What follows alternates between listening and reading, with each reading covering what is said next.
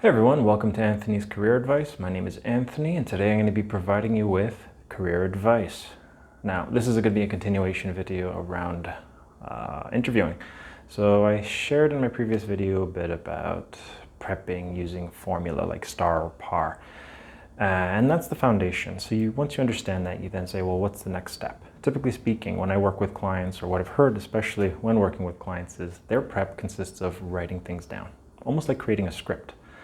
So they say, I understand it has to be about my story, and I understand that I have to tell a cohesive beginning, middle, and end.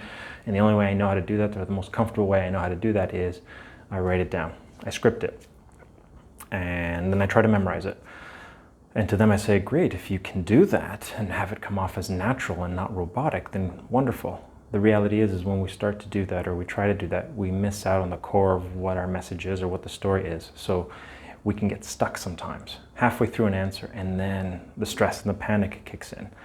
Why does that happen? Well, it's because we lost our place. And if it's not in front of us, or the script isn't in front of us, then what? Then we falter, then we ad-lib, then it's clear that there's a drop-off point where we don't know our stuff. Anxiety kicks in, and then we walk away saying, that wasn't the best answer, and I know it's a better answer, because why? Well, I've written it out. I know what the really good answer is, but I only got one shot at this.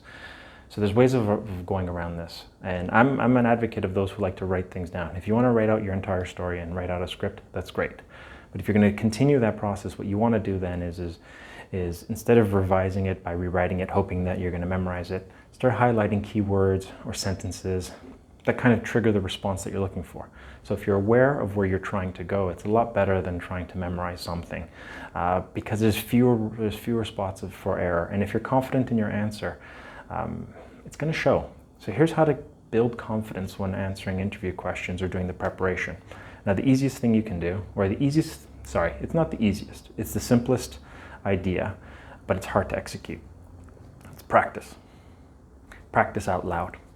There is no substitute. You have to recreate, to the best of your ability, the live experience. So if you're going to be doing an interview and you know that you're going to be sitting at a table across from 2 or 3 people, put 2 or 3 chairs across from you. Practice even looking at 3 different people, if they're there or they're not there.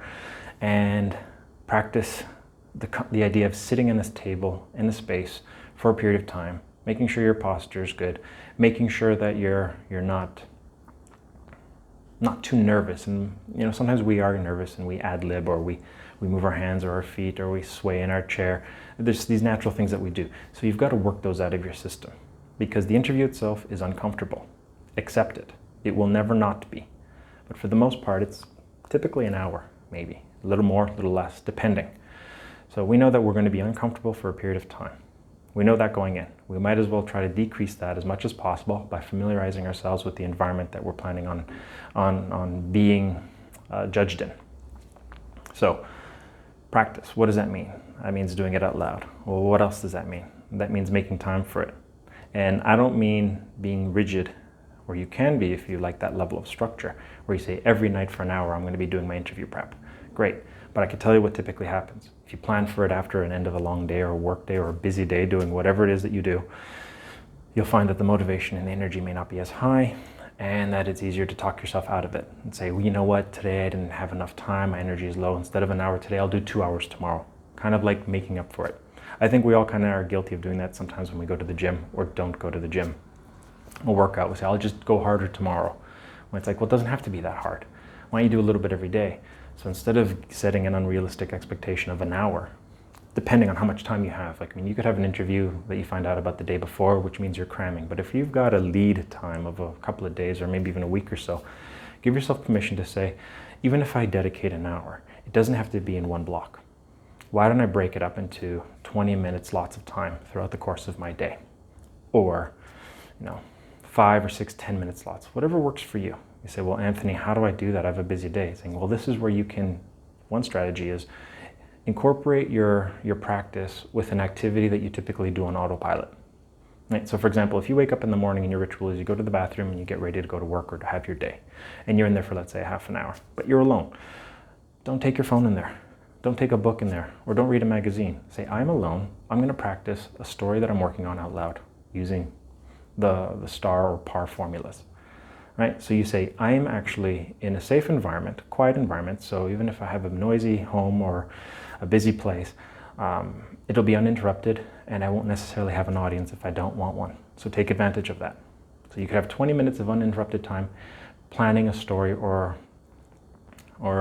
sharing a story out loud. And I'm going to refer to answers to interview questions as stories because that's what they are. They are your stories. So if I go back and forth, that's what I mean. So you go say, okay, I just did that. Now let's say you have a pet or dog, for example. You say, well, I got to go take the dog for a walk. Take the dog for a walk, goes to a park, you're walking down the street.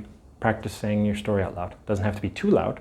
Loud enough for you to just feel comfortable enunciating, saying it, being familiar with your words, saying, does it actually make sense? Does it not? So you're being critical, critiquing. You're not trying to be perfect. You're just trying to say, I need to get comfortable with this, right? If you're doing household chores, for example, washing the dishes, making dinner, and it's something you've done already, there you go. You can use that amount of time to practice out loud as well. So over the course of a day, you could do even more than an hour without actually trying, so that by the time you're done, after maybe a full work day, household responsibilities, chores, whatever the case is, you can say, I incorporated my practice throughout the day.